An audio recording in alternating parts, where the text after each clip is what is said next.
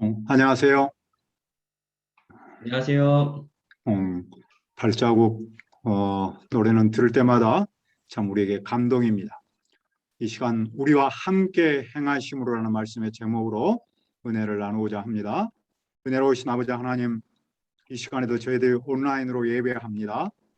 하지만 성령 하나님께서 모든 참여자들에게 은총을 도와해 주시고 우리와 함께 걸어서 하나님 나라에 이를 때까지 함께 하실 줄을 믿습니다. 이 시간 성령 하나님께서 말씀으로 역사하시고 함께 하실 줄을 믿습니다. 감사하고 예수님의 이름으로 기도합니다. 아멘. 어떤 사람이 삶의 뜰락에서 내 인생에 잊지 못할 길동무를 소개했습니다. 삶에서 좋은 길동무를 만나는 그것은 큰 복이다. 혼자 가면 1시간 거리에 지루한 길이 누구와 같이 가면 반 시간으로 느껴지는 그것이 동행의 즐거움이다. 삶에서 길동무의 소중함을 깨닫는 그것만큼 소중한 일도 없다. 그러면 우리에게 있어서 내 인생에 잊지 못할 길동무는 누구입니까? 1절을 보십시오. 여호와께서 모세에게 이르시되 너는 네가 애굽 땅에서 인도하여 낸 백성과 함께하기를 떠나서 내가 아브라함과 이삭과 야곱에게 맹세하여 네 자손에게 주기로 한 그 땅으로 올라가라. 이스라엘은 여기 즉 신의 산을 떠나서 여호와께서 조상에게 약속하신 그 땅, 즉 가나안 땅으로 올라가야 합니다. 왜냐하면 신의 산은 그들이 영원히 살 곳이 아니기 때문입니다. 특히 그들은 송아지 형상을 만들었기 때문입니다.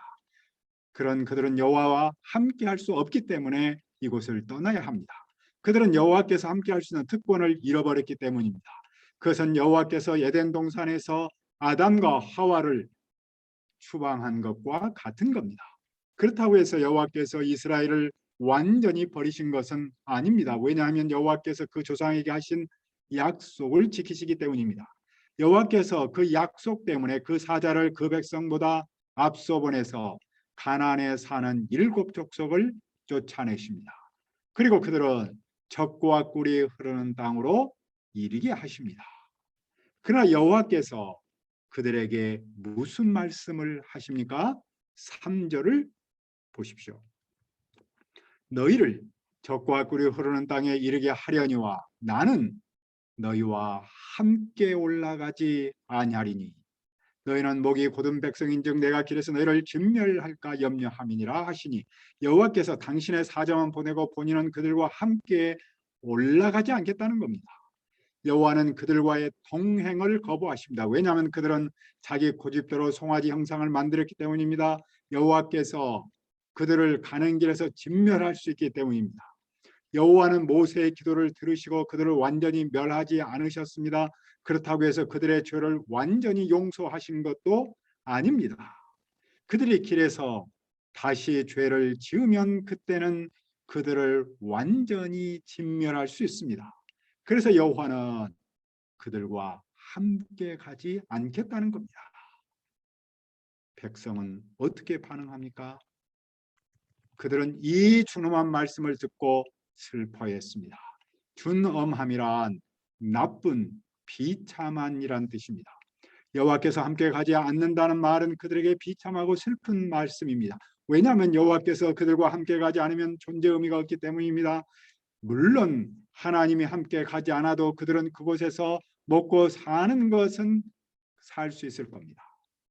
하지만 그들이 약속의 땅으로 가는 이유는 그곳에서 거룩한 제사장 나라 여호와의 백성으로 사는 겁니다. 그런데 여호와께서 함께 가지 않는다면 그 위대한 꿈은 물거품처럼 사라질 겁니다. 하나님이 함께 가지 않는 그들의 미래는 부모를 잃어버린 아이처럼 될 수 있습니다. 그래서 그들은 늦게나마 여호와께서 함께 가심의 소중함을 깨달은 것이죠. 그들은 그 마음을 어떻게 표현했습니까? 그들은 한 사람도 자기의 몸을 단장하지 않았습니다. 그들은 금송아지 만든 일에 관해 회개했습니다. 여호와께서 그들에게 분명하게 말씀하십니다. 너희가 가는 길에 고집을 부리면 심판을 받는다. 하지만 너희가 장신구를 떼면 그때 다시 생각하겠다. 그들은 여호와의 말씀 앞에서 장신구를 뗐습니다. 그들은 애굽에 대한 향수와 금송아지에 대한 애착을 끄는 겁니다. 그들은 미래의 새로운 삶을 위해서 과거의 죄를 끊어버린 것입니다. 그때 모세는 무엇을 합니까? 그는 진에서 멀리 떨어진 곳에 장막을 쳤는데 그곳을 주님과 만나는 곳 회막으로 불렀습니다. 여호와께서 백성이 진에서 떨어진 모세의 천막에서 만나셨습니다. 왜냐하면 여호와는 금송아지를 만든 그 백성과 함께할 수 없기 때문입니다. 위 회막은 여호와와 그 백성 사이의 단절을 표현하고 있습니다. 하지만 다시 만날 수 있는 여지를 또한 보여주고 있습니다. 여호와와 그 백성은 일종의 이혼이 아닌 별거 상태에 있는 것처럼 보여줍니다. 백성의 마음이 어떠합니까? 그들은 여호와를 앙모했습니다. 그들은 다 진바깥 회막으로 나아가 여호와를 찾았습니다. 모세가 회막으로 나가면 백성이 다 일어나 장막문에서 모세를 바라봤습니다. 백성의 태도에 변화가 생긴 것이죠. 그들도 모세처럼 여호와를 보고 싶어 합니다. 그들은 여호와와 관계를 회복하고 싶어 합니다. 모세가 회막에 들어갈 때 여호와께서 그를 어떻게 맞이하십니까? 여호와께서 그를 구름 기둥으로 맞으며 말씀하셨습니다. 모든 백성은 구름 기둥이 서 있는 것을 보고 일어나 예배했습니다. 사람이 친구와 대화하는 것처럼 여호와 하나님께서 모세와 말씀하셨습니다. 자, 모세는 여호와께 무엇을 아뢰입니까? 12절과 13절을 보십시오. 모세는 여호와께 이렇게 기도합니다. 보십시오. 주님은 저에게 이 백성을 인도하라고 말씀하셨습니다. 그러나 주님께서 누구를 저와 함께 보내실는지는 일러주지 않았습니다. 주님은 저를 이름을 불러주실 만큼 잘 아시며 은총을 베푸신다고 말씀하셨습니다. 그렇다면 제가 주님께 은총을 받을 수 있도록 주님의 계획을 가르쳐 주십시오. 주님께서 이 백성을 당신의 백성으로 여겨주십시오. 주님께서 이 백성을 당신의 백성으로 여겨달라고 모세는 다시 또 기도합니다. 그러면서 모세는 여호와께서 은총을 말씀하시면서 함께 가지 않는다면 은총이 아니라는 겁니다. 정말로 자기에게 은총을 베푸신다면 함께 가야 한다는 겁니다. 그는 은총과 동행을 같은 것으로 봅니다. 그도 그럴 것이 가장 큰 은총은 여호와께서 동행하시는 그것이기 때문이죠. 주님의 백성이란 주님과 동행하는 백성이 아니겠습니까? 만일 주님의 백성이라고 말은 하면서 주님이 함께 걷지 않는다면 그것은 무늬만 백성인 것에 불과한 것이죠. 여호와의 대답은 무엇입니까? 14절을 읽읍시다.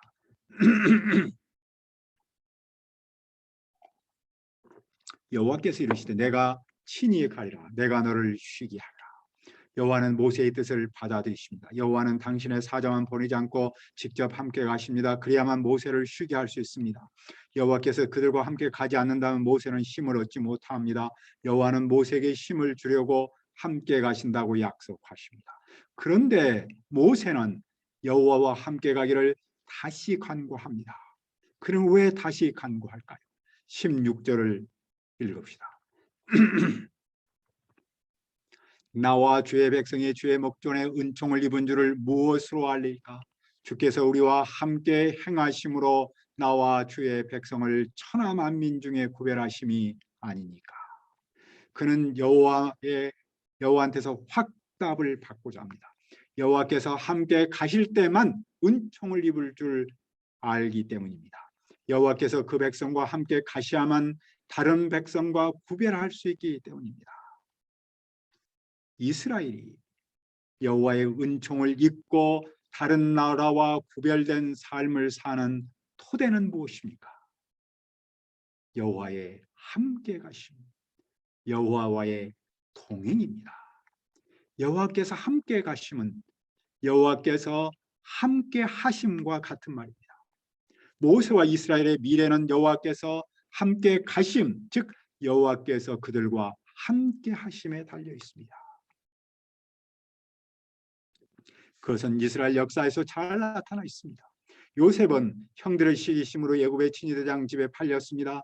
하지만 여호와께서 그와 함께 하심으로 그는 형통한 사람이 되었습니다. 어쩌면 여호와께서 애굽까지 요셉에 팔려가는 그 길을 함께 가셨기 때문이라고 말할 수 있겠죠. 그의 주인도 여호와께서 그와 함께 하심을 보며 여호와께서 그의 범사에 형통하게 하심을 보았습니다. 요셉은 아버지와 형들과는 함께 할 수 없어서 슬펐습니다. 하지만 여호와께서 그와 함께 하심으로 슬픔을 이기고 기쁨을, 운명을 이기고 생명사에게 쓰임 받았습니다. 유다 왕 아스 때 강대국이 연합하여 쳐들어왔습니다. 왕의 마음과 백성의 마음이 숲이 바람에 흔들림 같이 흔들렸습니다. 여호와는 그에게 선자를 보내서 하나님 여호와께서 함께 하심을 믿도록 도왔습니다. 만일 너희가 굳게 믿지 아니하면 너희는 굳게 서지 못하리라. 그런데도 왕은 믿음 안에 서지 못했습니다. 선자는 그에게 하나님이 함께 하심에 대한 표징을 줍니다. 그러므로 주께서 친히 징조를 너희에게 주실 것이라. 보라, 처녀가 잉태하여 아들을 낳을 것이요 그의 이름을 임마누엘이라 하리라. 하나님은 그 백성을 버리지 않습니다. 함께 하십니다. 하나님이 함께 하시면 어떤 두려움도 이길 수 있습니다. 예수님께서 세상에 오시기 바로 전 이스라엘은 참 어두웠죠. 로마 강대국이 지배를 한 것도 문제였지만 더 심각한 것은 그들 마음속에 하나님이 함께 하시지 않는다는 생각이었죠. 그때 하나님은 마태를 통하여 놀라운 소식을 전하셨습니다. 마태는 이사야의 메시지를 기초로 외쳤습니다. 보라, 처녀가 잉태하여 아들을 낳을 것이요 그의 이름은 임마누엘이라. 이를 번역한 즉 하나님이 우리와 함께 계시다 하니라. 여호와께서 세상에 오심은 하나님께서 우리와 함께 하신다는 가장 큰 증거입니다. 예수님은 십자가에서 죽으시고 살아나신 후에 하나님 나라로 가시면서 제자들에게 모든 민족을 제자 삼으라는 사명을 맡기셨습니다. 그러므로 너희는 가서 모든 민족을 제자로 삼아 아버지와 아들과 성령의 이름으로 세례를 베풀고 내가 너희에게 분부한 모든 것을 가르쳐 지키게 하라. 그들이 어떻게 모든 민족을 제자 삼을 수 있습니까? 예수님이 약속하셨죠. 볼지어다 내가 세상 끝날까지 너희와 항상 함께 있으리라. 제자들이 예수님께서 맡기신 모든 민족을 제자 삼는 일을 할 수 있었던 토대는 예수님께서 그들과 항상 함께 하신 데 있습니다. 하나님 우리와 함께 하신다. 임마누엘. 그것이 오늘 우리가 믿음으로 사는 토대이며 성경 교사요 목자로 사는 근거입니다. 코로나19는 우리 사회와 정치는 물론이고 교회 전체에 상당한 도전입니다. 교회와 세상은 이미 곳곳에서 아우성칩니다. 그렇지만 누군가 함께 한다는 신호만 있어도 얼마나 큰 힘이 납니까? 그것은 마치 힘들고 외로운 길을 갈 때 만나는 길동무와 같습니다. 그런데 그 길동무 중에서 최고는 바로 우리 주님 예수 그리스도이십니다. 예수님께서 우리 교회는 물론이고 이 세상과 함께 걷습니다. 예수님과 함께 걷는 그 길을 우리는 아름다운 동행이니 은혜로운 동행이라고 부릅니다.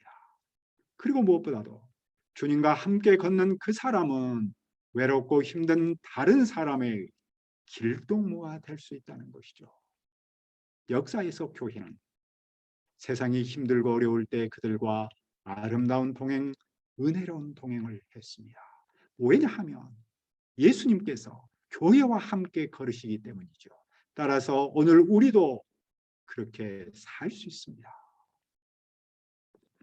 이런 사자성어가 있습니다.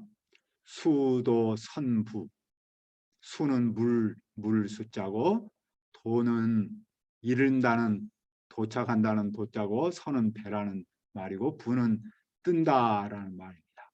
그러니까 물이 차면 배는 뜬다 이런 말이죠. 뭐 이런 뜻을 갖게 있겠죠. 어려움을 이기며 실력을 쌓으면 언젠가는 뜻을 펼칠 수 있다.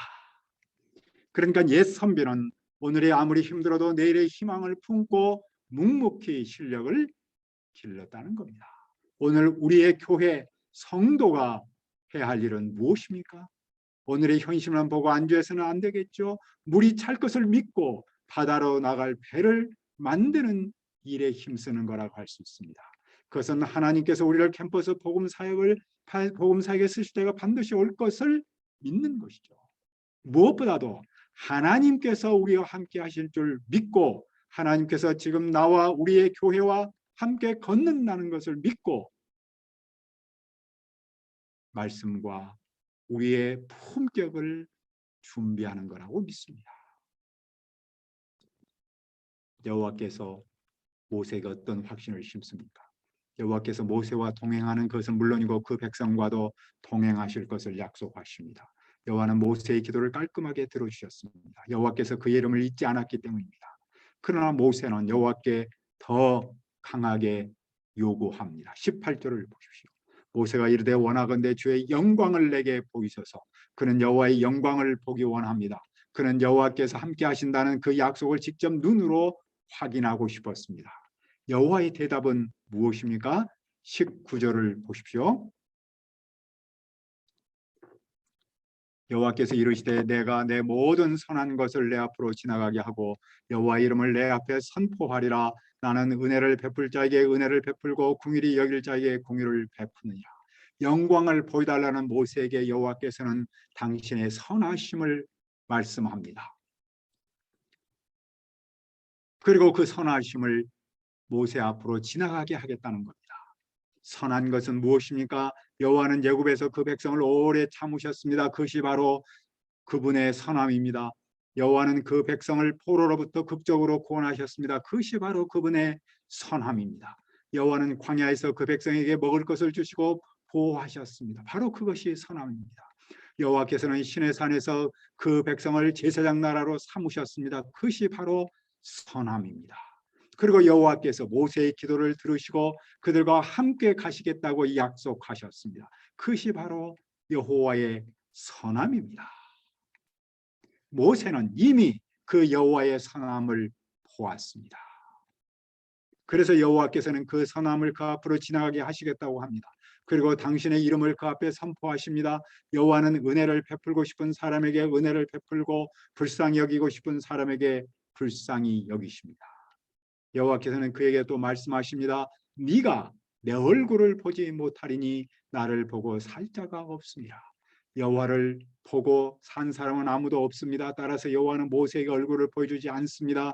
여호와는 모세를 반석 틈에 두고 그분의 손으로 그를 덮었다가 지날 때 손을 거두십니다. 그때 모세는 여호와의 등을 보고 얼굴을 보지 못합니다. 왜 그렇습니까? 그것은 창조주 하나님 앞에선 피조물인 인간의 실존 한계입니다. 사도 바울은 이렇게 고백하지 않았습니까?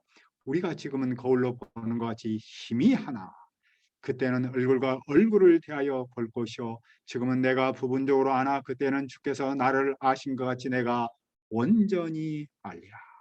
여기서 그때는 우리가 하나님 나라 갈 때입니다. 하나님 나라에서는 우리가 하나님의 얼굴을 볼 수 있지만 이곳에서는 비대면일 수밖에 없습니다. 우리가 믿음의 길을 가면서 가장 바라야 할 것은 무엇입니까?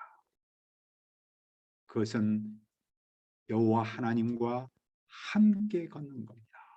여호와께서 나의 영원한 길동무가 되어주시도록 바라는 겁니다. 여호와를 길동무로 삼는 사람은 내 곁에서 어려워하는 그 사람의 길동무가 될 수 있습니다. 그리고 우리는 내일을 기대하며 오늘 말씀과 품격을 기를 수 있습니다. 그 삶이야말로 가장 아름답고 가장 은혜로운 삶이 아니겠습니까? 은혜로우신 아버지 하나님, 여호와 하나님께서 함께 할 수 없었음에도 불구하고 모세의 기도를 들으시고 그 백성과 함께 걸으시고 함께 하시겠다고 약속하신 것을 감사합니다. 주님, 이 코로나 팬데믹 상황에서 여호와 하나님께서 우리의 교회와 그 안에 있는 성도와 함께 걸으시는 줄 믿습니다.